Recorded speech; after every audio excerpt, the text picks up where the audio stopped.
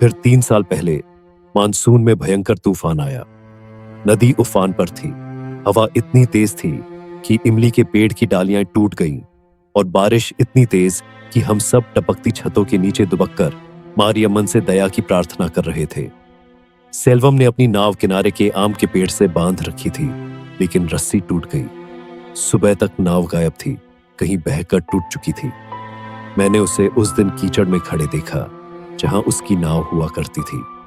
लक्ष्मी रो रही थी अर्जुन को गोद में लिए, और प्रिया बस अपनी स्कूल की पट्टी पकड़े खड़ी थी। अब क्या सेल्वम? मैंने पूछा। वह कुछ नहीं बोला, बस एक लकड़ी से गीली मिट्टी कुरेदता रहा। सेल्वम कभी हार मानने वालों में से नहीं था। 1 हफ्ते बाद उसने अपने पिता की पुरानी पीतल की दीपावली वाली लालटेन बेच दी। साथ ही अपने चचेरे भाई राजा से कुछ रुपये उधार लिए और एक जाल खरीदा। लेकिन यह कोई अच्छा जाल नहीं था, पुराना, जगह जगह से फटा हुआ, जिसे बड़े मछुआरे छूते भी नहीं।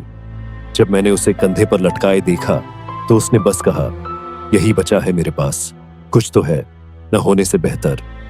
अब वह नदी के गहरे पानी में नहीं जा सकता था।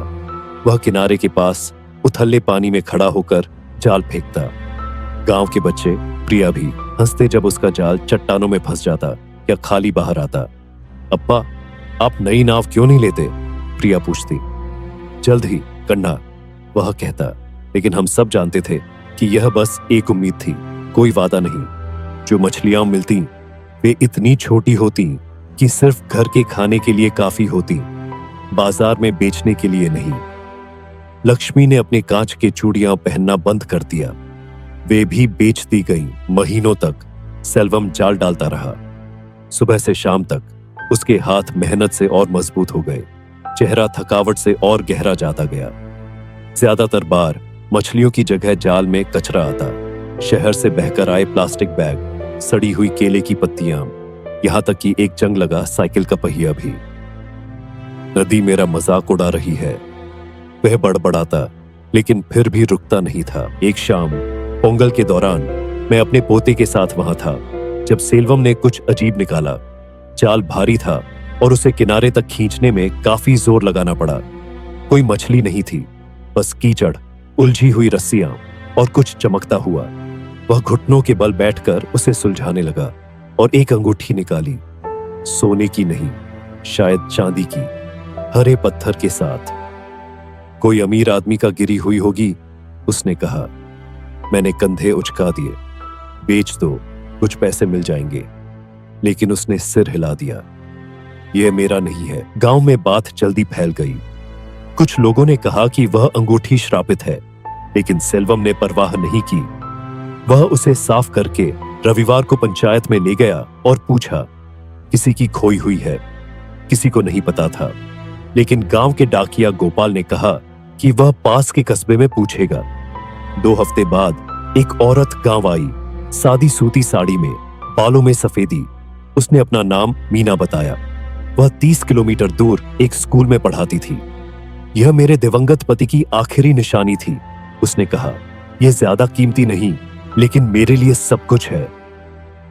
सेल्वम ने बिना झिझक उसे अंगूठी दे दी। मीना ने उसे 100 रुपये देने की कोशिश की, लेकिन उसने मना कर दिया।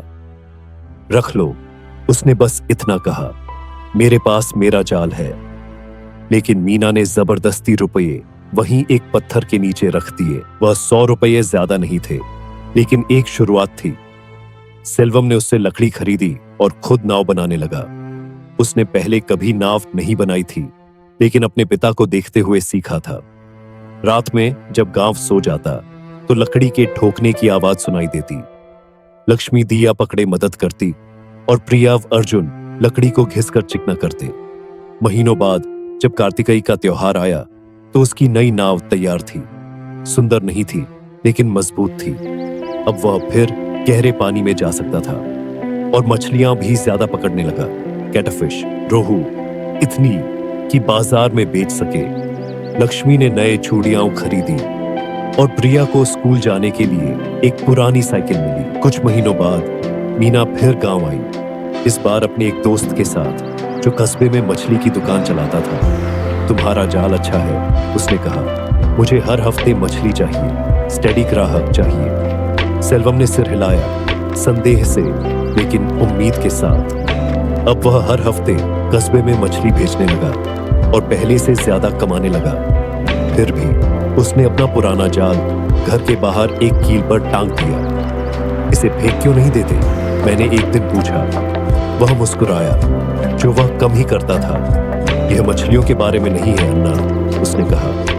यह उस बारे में है जो मैंने तब पाया जब मैंने हार नहीं मानी। और यही सच्चाई थी। सेल्वम कोई हीरो नहीं था, बस एक ऐसा आदमी जिसने रोज नदी में जाल फेंका, भले ही वह बार बार खाली लौटा।